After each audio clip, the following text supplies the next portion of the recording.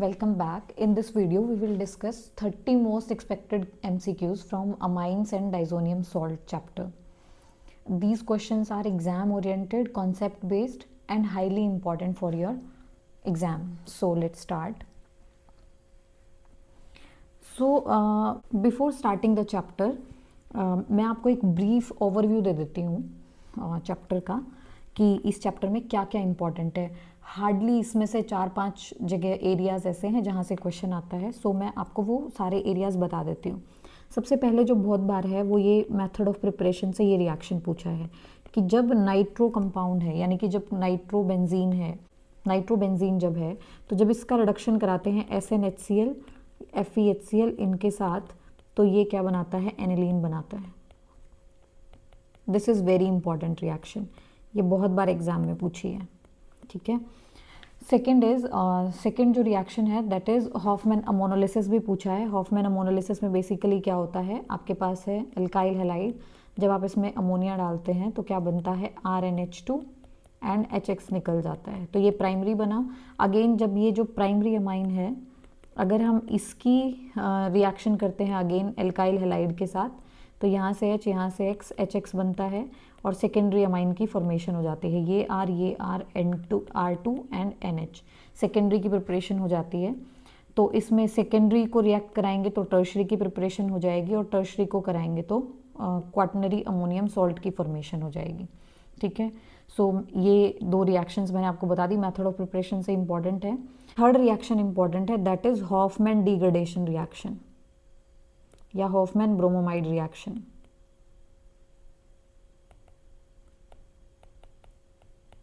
ये बहुत important reaction है. इसमें क्या होता है, हम जैसे कि नाम से ही पता चल रहा है, हम क्या लेते हैं, ब्रोमा अमाइड यानी कि ब्रोमीन एंड अमाइड ये लेते हैं और इसकी रिएक्शंस कराते हैं इन बेसिक मीडियम. तो यहाँ से क्या बनता है, 2K with 2Br will form 2KBr plus OH and H यहाँ से मिलके बनाते हैं H2O एंड K2CO3. यहाँ से ये वाला कार्बन और ऑक्सीजन चला जाता है K2 के साथ टू फॉर्म K2CO3, और R एंड NH2 किसकी फॉर्मेशन होती है, प्राइमरी अमाइन की. ठीक है. इसको डिग्रेडेशन रिएक्शन इसलिए बोला गया है क्योंकि यहाँ पे जितने नंबर ऑफ कार्बन है इस अमाइड में, अगर हम यहाँ देखेंगे तो एक नंबर ऑफ कार्बन कम मिलेगा. इस रिएक्शन को डिग्रेडेशन रिएक्शन बोलते हैं. राइट. तो next is Gabriel phthalimide reaction. Gabriel phthalimide reaction basically किसके लिए होती है, only for the preparation of primary amines. ठीक है. इसमें हम ये लेते हैं थैलेमाइड, इसकी रिएक्शन कराते हैं KOH के साथ. तो क्या होता है, CO यहाँ से H, यहाँ से OH will form H2O and it will form N बनाता है NK. जब इसका रिएक्शन कराते हैं C2H5I के साथ, तो यहाँ से K, यहाँ से I विल फॉर्म KI और क्या बनेगा,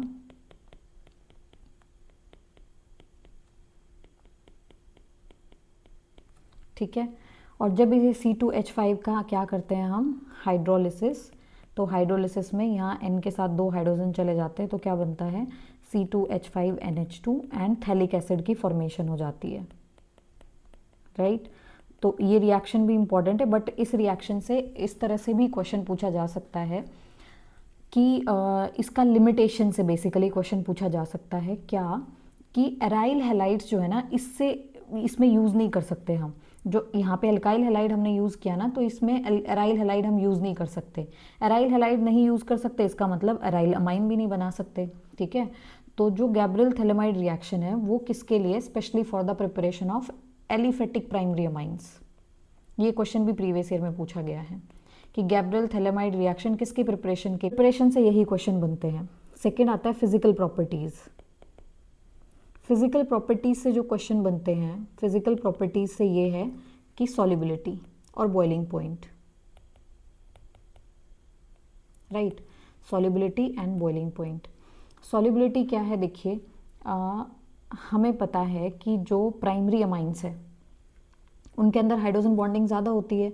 सपोज यू हैव C2H5NH2 और फिर दूसरा है CH3 का ट्वाइस NH. तो हम देख पा रहे हैं यहाँ पे इसके अंदर हाइड्रोजन बॉन्डिंग कम होगी, इसमें हाइड्रोजन बॉन्डिंग ज़्यादा होगी.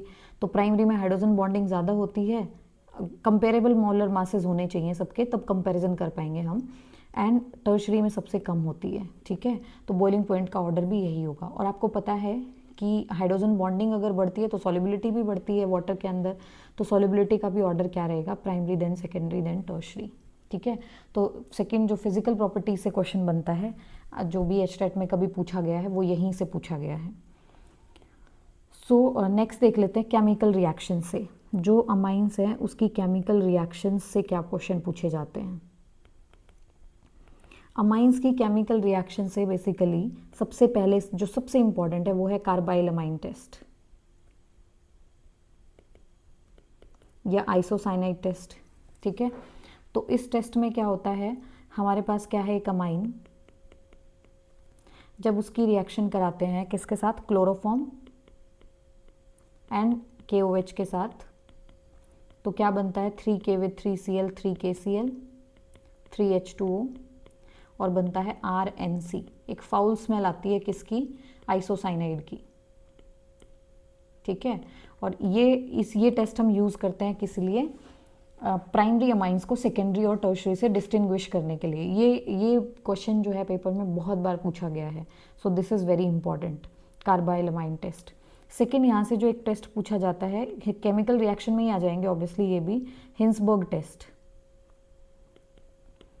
हिंसबर्ग टेस्ट में एक बार तो एचटेट में क्वेश्चन पूछा गया था कि हिंसबर्ग रिएजेंट क्या है, तो benzene sulfonyl chloride, benzene sulfonyl chloride, this is called Hinsberg reagent. ठीक है, इसको क्या बोलते हैं, हिंसबर्ग रिएजेंट। जब ये प्राइमरी अमाइन के साथ रिएक्ट करता है, RNH2 इज प्राइमरी अमाइन, तो HCl क्या बनता है, HCl, और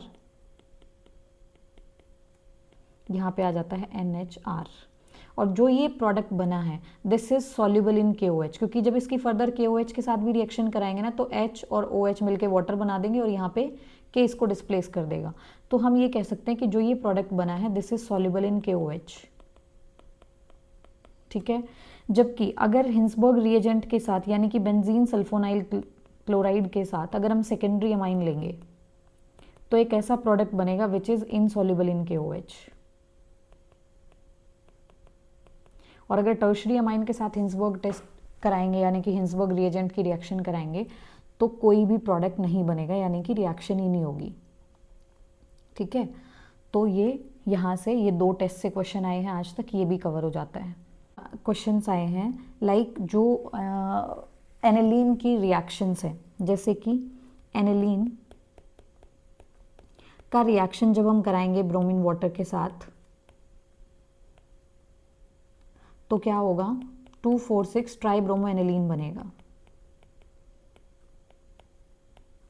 ठीक है, क्योंकि नाइट्रोजन रेजोनेंस के थ्रू यहाँ पे इलेक्ट्रॉन डोनेट करेगा तो इलेक्ट्रॉन डेंसिटी रिंग पे बहुत बढ़ेगी, क्योंकि नाइट्रोजन एक अच्छा डोनर है, जिसकी वजह से ये रिंग हाईली एक्टिवेट हो जाएगी और ट्राई सब्सटीट्यूशन हो जाएंगे। राइट, तो लेकिन मुझे मोनो सब्सटीट्यूटेड प्रोडक्ट बनाने हैं, तो मोनो सब्सटीट्यूटेड प्रोडक्ट बनाने के लिए मुझे क्या करना पड़ेगा कि मैं इस पोजीशन को ब्लॉक कर दूं, कुछ ऐसा लगा दूं जिससे ये पोजीशन ब्लॉक हो जाए और क्या हो, ये पोजीशन इतना ज़्यादा डोनेशन ना कर पाए और जिसकी वजह से रिंग कम एक्टिवेट हो और एक ही जगह से सब्सटीट्यूशन हो।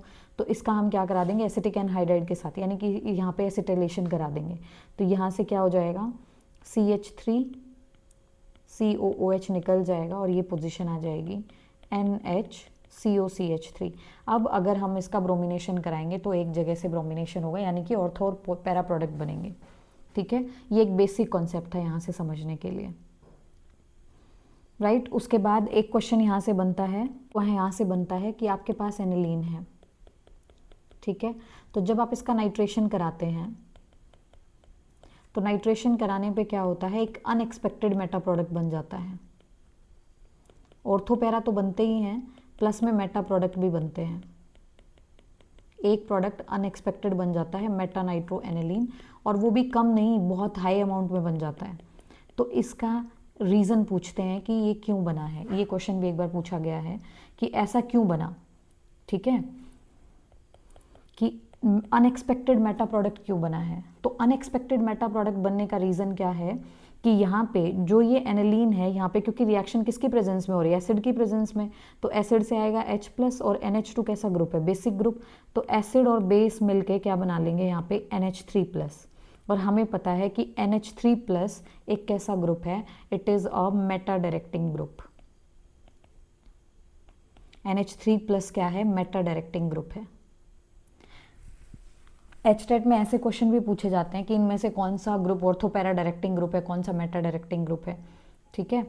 तो ये एक मेटा डायरेक्टिंग ग्रुप है, राइट। तो मेटा डायरेक्टिंग ग्रुप है, इसलिए ये इसको किस पोजीशन पे ले आता है। तो अगेन अगर मुझे मेटा प्रोडक्ट नहीं बनाना, ऑर्थो पैरा ही बनाने हैं, तो अगेन मैं यहाँ पे क्या करा दूंगी, एसिटिक एनहाइड्राइड के साथ रिएक्शन करा दूंगी, ठीक है। तो ये हो गया। उसके बाद लास्ट में जो क्वेश्चंस आते हैं वो आते हैं बेसिक करेक्टर और डाइजोनियम सॉल्ट से। तो डाइजोनियम सॉल्ट की जितनी भी रिएक्शंस है मैं आपको कवर कर देती हूँ। N2+ Cl-, ठीक है। अगर आप इसकी रिएक्शन कराएंगे CuBr HBr के साथ या फिर CuHBr के साथ, ठीक है। ये ऊपर वाली रिएक्शन है सैंडमेयर रिएक्शन, नीचे वाली रिएक्शन है गेटरमैन रिएक्शन। देखो सैंडमेयर और गेटरमैन में क्या डिफरेंस है, सैंडमेयर में यहाँ पे कॉपर का सॉल्ट लेते हैं और गेटरमैन में कॉपर पाउडर लेते हैं, दोनों का ही प्रोडक्ट सेम बनेगा ये, ठीक है। अगर आपने लिया Cu2Cl2 या फिर CuCl कहो HCl, तो प्रोडक्ट क्या बनेगा, Cl। अगर आपने लिया CuCN HCN, तो प्रोडक्ट क्या बनेगा, Cn। Is it clear. तो ये मैंने सैंडमेयर और गेटरमैन दोनों रिएक्शन कवर कर दी। जो मैंने ऊपर अगर वाला लिखा है तो क्या आएगा, ये सैंडमेयर रिएक्शन है। अगर कॉपर पाउडर लिखा है कॉपर सॉल्ट की जगह, तो ये क्या हो जाएगी, गेटरमैन रिएक्शन। ये रिएक्शन पेपर में लास्ट ईयर ही पूछी थी कि रिएक्टेंट देके ये पूछा है कौन सी रिएक्शन है, राइट। फिर उसके बाद अगर डाइजोनियम सॉल्ट की रिएक्शन आप कराते हैं HBF4 के साथ, तो फ्लोरोबेंजीन बनता है। इस रिएक्शन का नाम होता है बॉल-शीमैन रिएक्शन,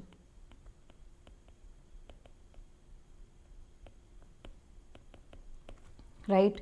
अगर आप बेंजीन डाइजोनियम सॉल्ट का करा देते हैं हाइड्रोलिसिस, तो बनता है फिनॉल। अगर आप बेंजीन डाइजोनियम सॉल्ट की रिएक्शन करा देते हैं KI के साथ, तो बनता है आइडोबेंजीन, राइट।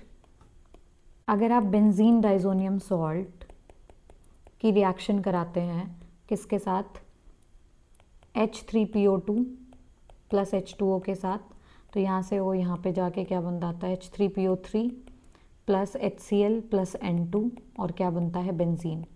ये डीअमीनेशन रिएक्शन है, यानी कि ये जो ये ग्रुप है ना, इसको क्या कर देती है, रिमूव कर देती है। अगर आप डाइजोनियम सॉल्ट की रिएक्शन इथेनॉल के साथ भी कराते हैं, तो वो भी सेम काम करता है, यहाँ से क्या बना देता है, बेंजीन, और इथेनॉल बनता है, ठीक है। तो ये डाइजोनियम सॉल्ट की रिएक्शन है। लास्ट में कपलिंग रिएक्शन देख लेते हैं।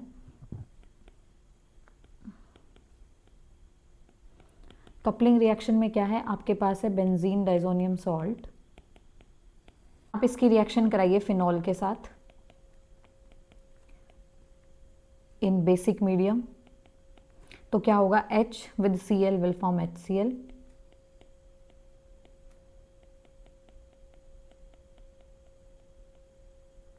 और यहां से आपका क्या बनता है, ऑरेंज डाई, और इसका नाम क्या होता है, पैरा हाइड्रोक्सी अजोबेंजीन, ठीक है। अगर हम सेम रिएक्शन कराते हैं किसके साथ, एनिलीन के साथ इन एसिडिक मीडियम, तो क्या होता है, अगेन क्या बनेगा, येलो डाई। सिर्फ OH की जगह NH2 आएगा, बाकी सब सेम है। तो इसका नाम क्या होता है, पैरा अमीनो अजोबेंजीन। ये रिएक्शंस भी पेपर में बहुत बार पूछी गई है। उसके बाद लास्ट में बेसिक कैरेक्टर ऑफ अमाइंस।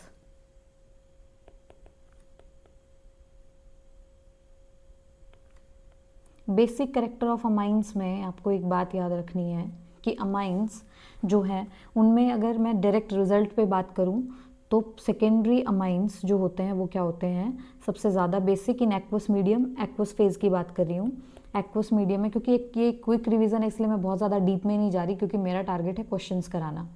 यहाँ पे मैं आपको बिल्कुल ऐसे थोड़ा समझा के टॉपिक्स का ओवरव्यू देके, ताकि आपका क्वेश्चन हो जाए यहाँ से। तो सेकेंडरी अमाइन सबसे ज़्यादा बेसिक होते हैं, देन प्राइमरी, देन टर्शरी। ये रिजल्ट कब है? When R is methyl. अगर R मिथाइल है तो प्राइमरी पहले आ जाता है, टर्शरी बाद में आ जाता है। एक्वस मीडियम की बात हो रही है। सेकेंडरी, टर्शरी, प्राइमरी ये कब होता है? व्हेन R ग्रुप जो है इज लार्जर देन मिथाइल।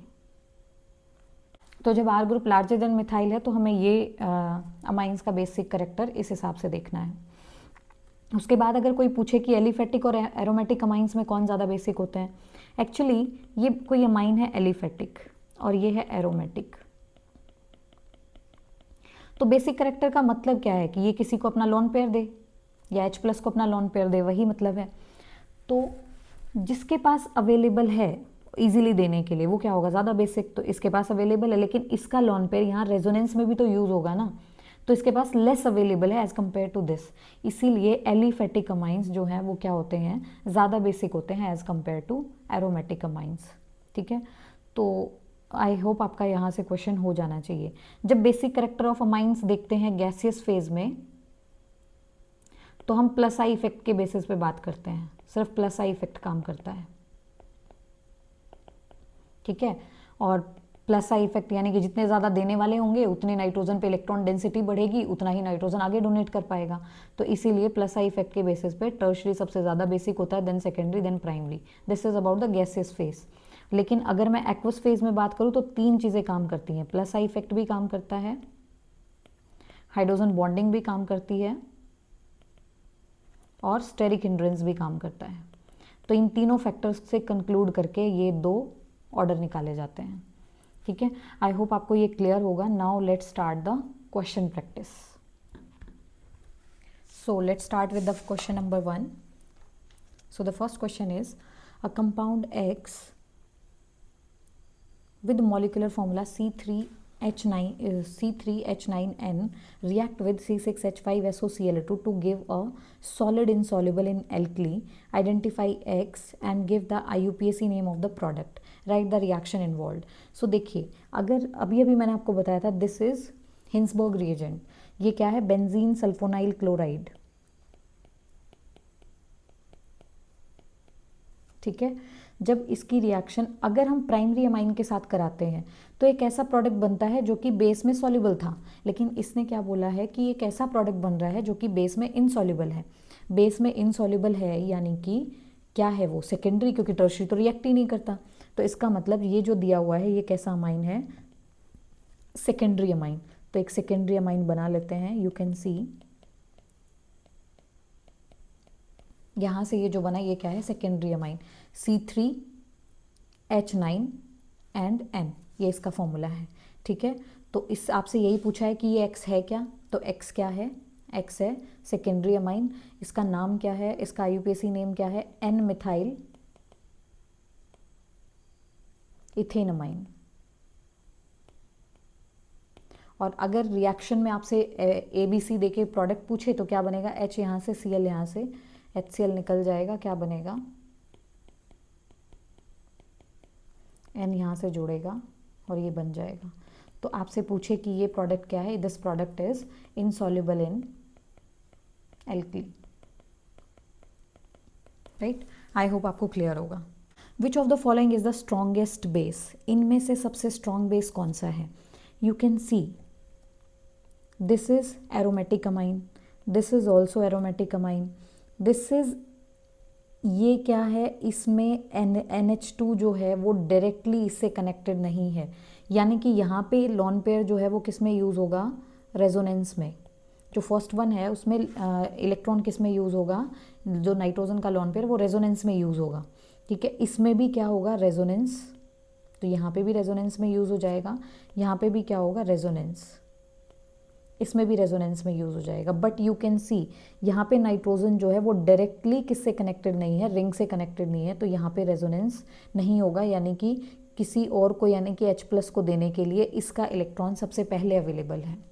ठीक है, तो it is the strongest base. जो जितना जल्दी देगा वो उतना ही अच्छा बेस है। राइट, अगर इनका ऑर्डर पूछे कि इनका ऑर्डर बताइए, ये तो हमने देख लिया कि सबसे स्ट्रॉन्ग कौन सा है, ये तो हमने देख लिया कि सबसे स्ट्रॉन्ग कौन सा है। अगर ऑर्डर पूछे कि इनमें इनका ऑर्डर बताइए, क्योंकि ऑर्डर से भी क्वेश्चन आ सकता है, सो सबसे स्ट्रॉन्ग है सी वाला, ठीक है। उसके बाद इनमें से कौन स्ट्रॉन्ग बेस है, देखिए ये कौन है, इलेक्ट्रॉन डोनर ग्रुप है, ठीक है। नहीं है एनिलीन, ये है एनिलीन के साथ एक इलेक्ट्रॉन डोनेटिंग ग्रुप प्रेजेंट है, और ये है एनिलीन के साथ एक इलेक्ट्रॉन विदड्रॉइंग ग्रुप प्रेजेंट है।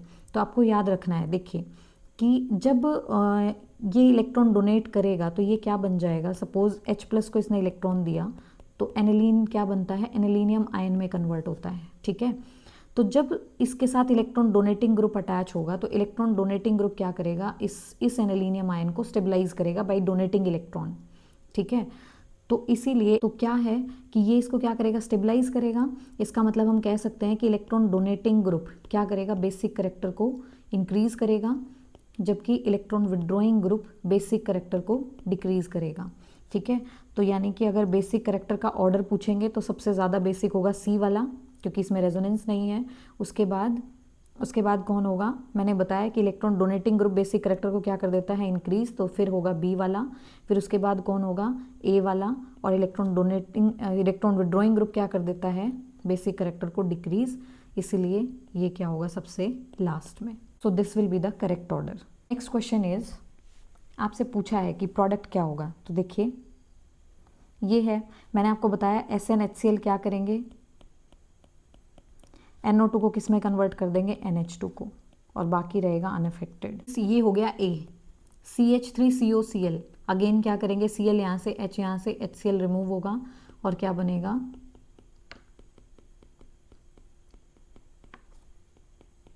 दिस इज योर B, ठीक है। अब B में जब हम डालेंगे ब्रोमीन वाटर, तो मैंने बताया कि क्या होगा, ब्रोमीन ऑर्थो, पैरा पोजीशन तो ऑक्यूपाइड है, तो ब्रोमीन कहाँ जाएगा, मोनोब्रोमिनेशन होगा ऑर्थो पोजीशन पे, तो क्या बनेगा, NHCOCH3Br। So this will be the final product. ये C है, ये B है, ये A है।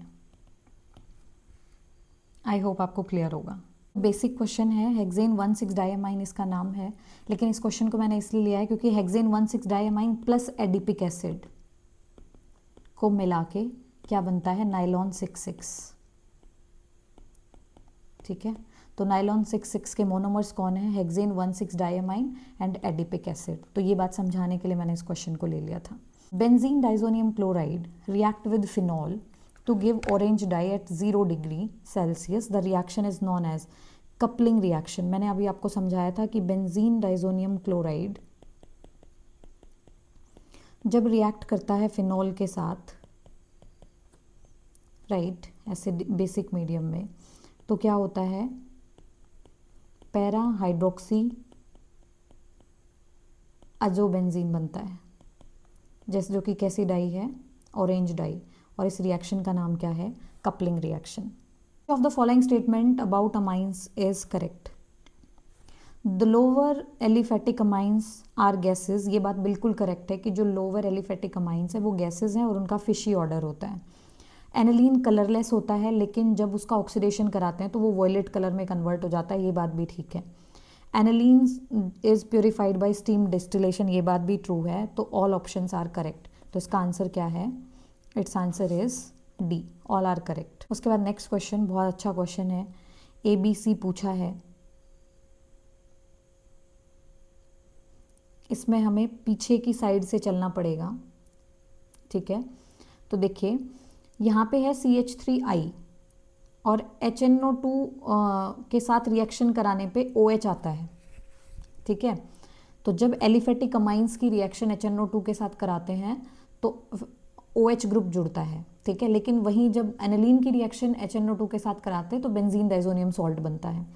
तो यानी कि ये कुछ ऐसा रहा होगा CH3OH, और जब CH3OH की रिएक्शन रेड फॉस्फोरस I2 के साथ कराया तो CH3I बन गया होगा, ठीक है। फिर उससे पहले क्या है, Br2NaOH, यानी कि हमने रिएक्शन कराई होगी अमाइन की। हमने रिएक्शन किसकी कराई होगी, अमाइन की। तो CH3NH2 है हमारे पास, CH3NH2 में HNO2 डालेंगे तो क्या बनेगा, CH3OH। तो ये जब रिएक्शन देखोगे Br2 in the presence of NaOH, this is Hofmann degradation reaction. ठीक है, अगर आपने यहाँ से पकड़ लिया है कि ये हॉफमैन डिग्रेडेशन रिएक्शन है तो आपको पता होगा कि यहाँ पे क्या होगा फिर रिएक्टेंट CH3CONH2। तो basically CH3CONH2 this is A, B क्या है मिथाइलमाइन, C क्या है मिथेनॉल और D इसने दिया ही हुआ है। ठीक है, तो बहुत अच्छा क्वेश्चन था, उसको देखते हैं। यहाँ पे क्या है, यहाँ पे 2 OH हैं। ठीक है, हमें पता है NaNO2 और यहाँ पे बॉइलिंग वाटर होना चाहिए एक्चुअली। ये स्टेटमेंट थोड़ा सा इनकम्प्लीट है, ये बॉइलिंग वाटर होना चाहिए। तो NaNO2 HCl जब किसी कंपाउंड में डालेंगे तो वो डाइजोनियम सॉल्ट बनाएगा। ठीक है, यानी कि यहाँ पे NH2 रहा होगा, तभी NaNO2 HCl डालने से बीच में क्या बना होगा डाइजोनियम सॉल्ट, और फिर हमने डाइजोनियम सॉल्ट में बॉइलिंग वाटर डाला होगा तो वो क्या बनेगा OH। ठीक है, यानी कि एक OH तो इसमें था ही, क्योंकि एक एक्स्ट्रा OH है ना, एक OH तो था ही। तो यहाँ पे क्या था NH2 में जब हमने NaNO2 HCl डाला होगा तो बीच में बना होगा डाइजोनियम सॉल्ट, और डाइजोनियम सॉल्ट में जब बॉइलिंग वाटर डाला होगा तो आपको पता है डाइजोनियम सॉल्ट बॉइलिंग वाटर के साथ रिएक्ट करके क्या बनाता है OH, तो यहाँ पे OH आ गया होगा। यानी कि हमने C को आइडेंटिफाई कर लिया, वो क्या है ये। ठीक है, para amino phenol, this is C। ठीक है, आपको पता है कि NH2 अगर बनाना है और SnHCl डाल के अगर NH2 बनाना है तो यहाँ पे B कौन होना चाहिए, NH2 की जगह यहाँ पे क्या होना चाहिए NO2, यानी कि हमारा यहाँ पे क्या रहा होगा NO2 और बाकी एज इट इज़। तो NO2 और OH में हमने SnHCl डाला होगा। ठीक है, इसमें अगर हमने SnHCl डाला होगा तो हमारा ये कंपाउंड बना होगा। ठीक है, और डाइल्यूट HNO3 डालने से क्या होता है नाइट्रेशन। इसका मतलब इस B में पहले जब ये A था तो इसके अंदर NO2 ग्रुप नहीं रहा होगा। ठीक है, यानी कि ये क्या रहा होगा उस टाइम पे, सिर्फ फिनॉल रहा होगा। राइट, जब फिनॉल में हमने इसका फिनॉल का जब डाइल्यूट HNO3 के साथ रिएक्शन कराया तो क्या हो गया होगा नाइट्रेशन। अब एक बार देखिए दोबारा, I want to tell you कि ये जो है इसमें OH एक OH पहले ही था। ठीक है, एक यहाँ पे क्या था NO2, तो NO2 NH2 था, NH2 से डाइजोनियम सॉल्ट और बॉइलिंग वाटर के साथ क्या बन गया OH। ठीक है, और उससे पहले यानी कि A, मैं बताती हूँ आपको A क्या था यहाँ पे, दिस इज A फिनॉल। जब आपने इसका डाइल्यूट HNO3 के साथ रिएक्शन कराया तो इसका हो गया नाइट्रेशन, नाइट्रेशन होने के बाद क्या बना NO2 OH, और जब आपने इसका रिएक्शन कराया SnHCl के साथ तो ये आपका A है, ये आपका B है। SnHCl के साथ रिएक्शन कराया तो क्या बना NH2 OH, ये आपका C है। और जब C में हमने डाला NaNO2 HCl with boiling water तो आपका क्या बना ये। आई होप आपको क्लियर होगा। उसके बाद नेक्स्ट क्वेश्चन इज, इसको भी रिवर्स डायरेक्शन में लेके चलो। मैंने आपको बताया जब एलिफेटिक अमाइंस की रिएक्शन HNO2 के साथ कराते हैं तो क्या बनता है, एलिफेटिक अमाइंस की रिएक्शन HNO2 के साथ कराने पे एल्कोहल यानी कि OH ग्रुप इसके साथ ऐड हो जाता है। तो यानी कि यहाँ पे क्या रहा होगा C2H5NH2। ठीक है, अगेन जब Br2KOH देखते ही समझ जाना है कि ये क्या है हॉफमैन डिग्रेडेशन रिएक्शन, और हॉफमैन डिग्रेडेशन के लिए हमें क्या चाहिए CONH2 ऐड कर देना है। ठीक है, एक CO और एक्स्ट्रा रहा होगा। राइट, और उससे पहले ये कह रहा है कि इसको A क्या था जिससे हीट करके हमने ये बनाया, तो A क्या था आपका CH3 CH2 COONH4, ये A था। ठीक है, क्योंकि इसको हम हीट करेंगे तो यहाँ से H2O निकल के क्या बनेगा C2H5CONH2। बेसिकली ये रिएक्शन ऐसे थी CH3 CH2 COONH4, जब हमने इसको हीट किया तो H2 यहाँ से O, यहाँ से H2O निकल गया, दिस इज़ योर A। जब हमने इसमें डाला Br2 सॉरी ये यहाँ से क्या बना CH3 CH2 CONH2, ये आपका B है। जब B में हमने डाला क्या Br2KOH, यानी कि कौन सी रिएक्शन हो गई हॉफमैन डिग्रेडेशन रिएक्शन, तो क्या बनेगा CH3 CH2 NH2। राइट, और जब हमने इसमें डाला HNO2 तो क्या बनेगा CH3CH2OH, इथेनॉल, राइट। और यहाँ से N2 और H2O निकल जाएगा। बहुत इजी रिएक्शन है।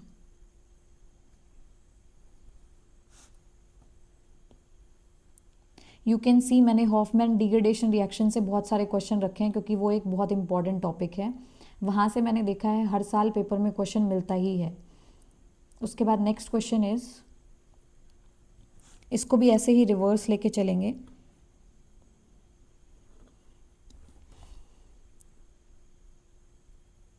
देखिए ये कंपाउंड कब बनता है, देखिए जब हम प्राइमरी अमाइन की रिएक्शन कराते हैं HNO2 के साथ, तो मैंने आपको बताया कि अल्कोहल बनता है। वहीं अगर हम सेकेंडरी अमाइन की रिएक्शन कराते हैं HNO2 के साथ, तो ये नाइट्रोसो कंपाउंड बनता है।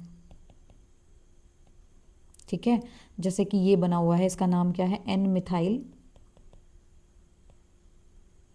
N nitroso मिथेनमाइन। तो ऐसा कंपाउंड जब बनता है जब यहाँ पे ये C कौन रहा हो, सेकेंडरी अमाइन। तो सेकेंडरी अमाइन यानी कि C क्या है आपका सेकेंडरी अमाइन, NHCH3CH3, ये आपका सेकेंडरी अमाइन है। ठीक है, और उसके बाद ये सेकेंडरी अमाइन बनाने के लिए, ये सेकेंडरी अमाइन बनाने के लिए किससे, SnHCl से, SnHCl की प्रेजेंस में, यानी कि रिडक्शन कराना पड़ा होगा। तो रिडक्शन किसका कराते हैं, जब भी साइनाइड का रिडक्शन कराते हैं आइसोसाइनाइड का, तो हमेशा सेकेंडरी अमाइन बनता है। ठीक है, जब हम साइनाइड का रिडक्शन कराते हैं तो प्राइमरी अमाइन बनता है, लेकिन जब सेकेंडरी अमाइन बनाना हो तो हम आइसोसाइनाइड लेते हैं। यानी कि ये कुछ ऐसे रहा होगा। ठीक है, जब हमने इसका रिडक्शन कराया तो 2H में से 4H, एक यहाँ पे आ गया, 3 यहाँ पे आ गए, तो सेकेंडरी अमाइन बन गया। उससे पहले यू कैन सी आपके पास ए क्या रहा होगा, ए रहा होगा CH3Cl। ध्यान देना, CH3Cl में AgCN डाला होगा। Cl में AgCN डालते हैं तो क्या बनता है, CH3NC बनता है। वहीं अगर हम KCN डालते तो CH3CN बनता। ठीक है, तो NC बनता है, और इस NC में जब हमने SnHCl की प्रेजेंस में इसका रिडक्शन कराया तो क्या बना, CH3NHCH3, सेकेंडरी अमाइन बना। और जब इस सेकेंडरी अमाइन की रिएक्शन कराई HNO2 के साथ तो क्या बना, CH3N डबल बॉन्ड O। ठीक है, तो ये इस तरीके से ये क्वेश्चन था। आई होप आपको क्लियर हुआ होगा। अगेन सेम तरह का क्वेश्चन है, कंप्लीट द फॉलोइंग रिएक्शन। अगर हम इसको हीट करेंगे तो पता है O और H2O वाटर निकल जाएगा, तो क्या बनेगा, C6H5CONH2। अगेन जो अगली रिएक्शन है वो कौन सी है, हॉफमैन ब्रोमोमाइड रिएक्शन। तो ये CO ग्रुप रिमूव हो जाएगा, क्या बनेगा, C6H5NH2।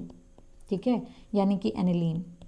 एंड अगेन जब एनिलीन में क्या होगा, CH3COCl और पिरिडीन के साथ रिएक्शन होगी तो H और Cl HCl निकलेगा और एसिटाइलेशन हो जाएगा, right.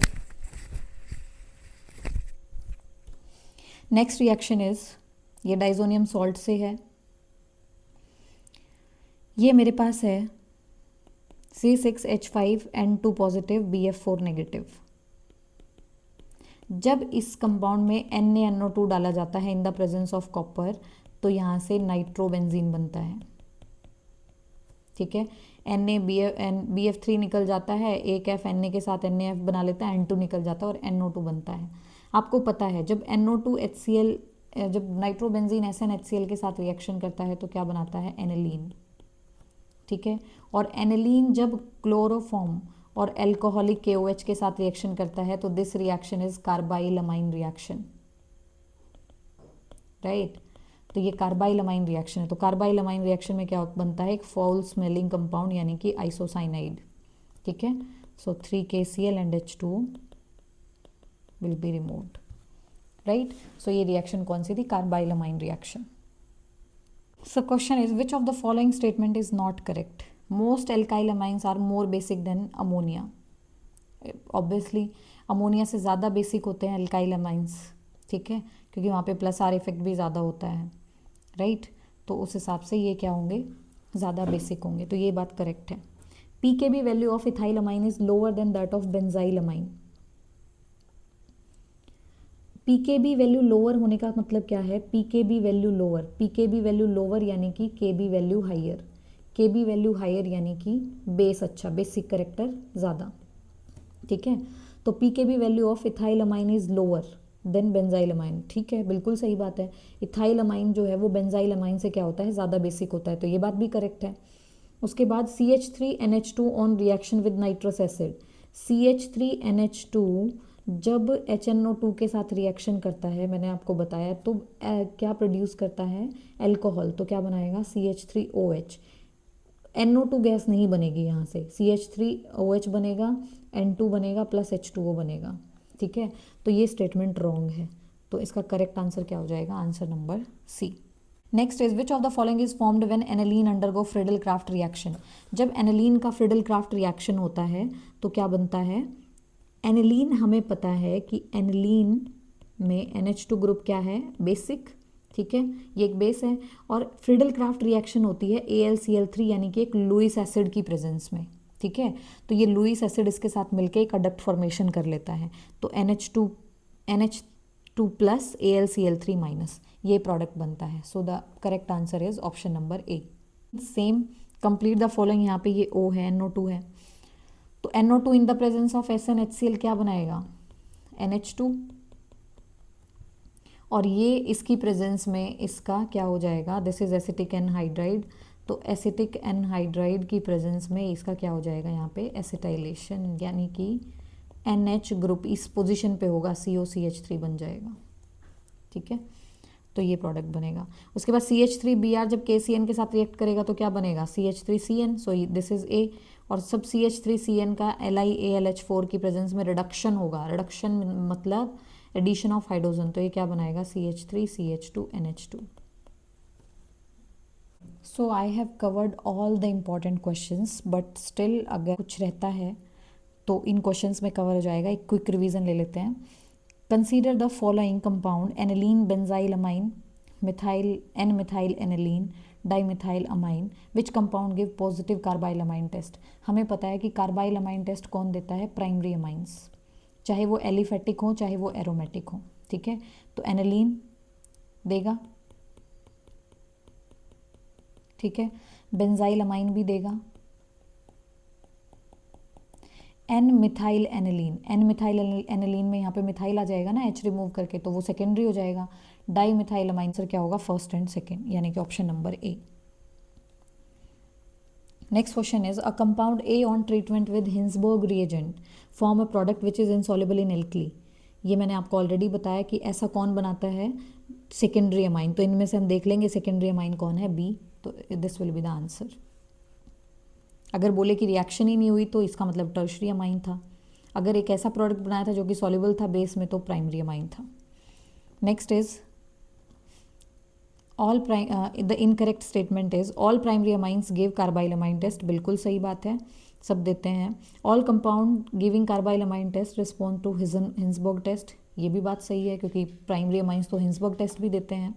All amines responding to Hinsberg test give carbylamine test, ये बात सही नहीं है क्योंकि सेकेंडरी अमाइंस भी देते हैं ना हिंसबर्ग टेस्ट, तो सेकेंडरी अमाइन कार्बाइल अमाइन तो टेस्ट तो नहीं देते हैं सेकेंडरी अमाइंस, तो इसका आंसर क्या हो जाएगा, option number C. Next is aniline is converted into fluorobenzene, तो एनालीन को अगर फ्लोरोबेंजीन में कन्वर्ट करना है तो हमें क्या करना पड़ेगा, पहले इसका डायजोटाइजेशन कराना पड़ेगा, यानी कि इसका reaction with HNO2 HCl, NNO2 भी लिखा हो सकता है, 0 to 5 डिग्री सेल्सियस। तो पहले क्या बनेगा, डाइजोनियम सॉल्ट, ठीक है, डाइजोनियम सॉल्ट बनेगा, और उसके बाद बॉल्स-शीमैन रिएक्शन, HBF4 के साथ रिएक्शन कराओ तो N2 positive BF4 minus, and then इसको हीट करेंगे तो क्या बन जाएगा, फ्लोरोबेंजीन। तो पहले डायजोटाइजेशन फिर Balz Schiemann reaction, option C is the correct answer. Next is आपको दिए हुए हैं, इनमें से पूछा है correct order of basic strength, ऐसा क्वेश्चन भी मैंने आपको ऊपर कराया है एक। तो मैंने आपको बताया था कि अगर इलेक्ट्रॉन डोनेटिंग ग्रुप होगा तो बेसिक स्ट्रेंथ को क्या करेगा, बढ़ा देगा। अगर इलेक्ट्रॉन विड्रॉइंग ग्रुप होगा तो बेसिक स्ट्रेंथ को क्या करेगा, कम कर देगा। तो देखिए यहाँ पे इलेक्ट्रॉन विड्रॉइंग ग्रुप है, ठीक है, तो इसका बेसिक स्ट्रेंथ क्या है, सबसे कम, फिर एनिलीन, फिर ये इलेक्ट्रॉन डोनेटिंग ग्रुप है। तो जो अच्छा डोनर होगा, जितना अच्छा डोनर होगा उसका बेसिक स्ट्रेंथ उतना ही ज़्यादा होगा। तो ये एक अच्छा डोनर है क्योंकि ये लोन पेयर के थ्रू डोनेट करता है, ठीक है। तो इसका करेक्ट आंसर क्या हो जाएगा, A. You can explore all the options to increase your knowledge, but मैं करेक्टली लेके चलूँगी, नहीं तो वीडियो बहुत लंबा हो जाएगा। Which of the following set of reagent can distinguish all three compounds, ethylamine, diethylamine? आपको पता है कि हिंसबर्ग टेस्ट से हम तीनों को ही डिस्टिंग्विश कर सकते हैं। ब्रोमीन वाटर से तो एनिलीन को, देखो एनिलीन अगर है तो ये 1246 ट्राइब्रोमोनिलीन बना देगा, ठीक है, बाकी प्राइमरी के साथ तो ऐसा कुछ नहीं करेगा। तो इससे हम एलिफेटिक एरोमेटिक में डिस्टिंग्विश कर सकते हैं। कार्बाइलमाइन टेस्ट से प्राइमरी सेकेंडरी में कर सकते हैं। नाइट्रस एसिड एलिफेटिक और एरोमेटिक में कर सकते हैं, लेकिन हिंसबर्ग टेस्ट ऐसा है जिससे हम प्राइमरी सेकेंडरी टर्शरी तीनों अमाइंस को डिस्टिंग्विश कर सकते हैं। Which of the following reaction involve loss of one carbon atom from parent amide? Obviously Hofmann degradation, नाम से ही पता चलता है। The reagent required to convert benzene diazonium chloride into benzene, मैंने ये रिएक्शन भी कराई थी, H3PO2। जब आपको कराना है बेंजीन डाइजोनियम सॉल्ट को बेंजीन में कन्वर्ट कराना है, या तो आप H3PO2 in the presence of water ले सकते हैं, ये मैंने कराया आपको पहले, या फिर आप इथेनॉल भी ले सकते हैं। इथेनॉल की प्रेजेंस में भी ये बेंजीन में कन्वर्ट हो जाता है, क्योंकि ये इस ग्रुप को रिमूव कर देते हैं, इसलिए इनको ये इस रिएक्शन का नाम हो जाता है डीअमीनेशन रिएक्शन, यानी कि इस ग्रुप को रिमूव करने वाला। कि ये बहुत अच्छा क्वेश्चन है। A compound give positive carbylamine test, एक कंपाउंड है जो कि कार्बाइलमाइन टेस्ट देता है, ठीक है, but not form stable diazonium salt. देखिए जो डाइजोनियम सॉल्ट बनते हैं बेंजीन के, वो होते हैं स्टेबल, लेकिन अगर मैं डाइजोनियम सॉल्ट बनाने लगूँ ऐसे CH3N2 पॉजिटिव Cl नेगेटिव ऐसे एलिफेटिक, तो वो स्टेबल नहीं होते। तो एनिलीन का डाइजोनियम सॉल्ट तो ऑब्वियसली हमें पता है स्टेबल होता है। पैराटोलोडीन यानी कि पैरा पोजिशन पे CH3 लगा दो एनिलीन के, तो वो भी, उससे भी जो डाइजोनियम सॉल्ट बनेगा स्टेबल ही होगा। लेकिन बेंजाइल अमाइन क्या है, CH2NH2, अगर इसका डाइजोनियम सॉल्ट बनाऊंगी तो क्या बनेगा,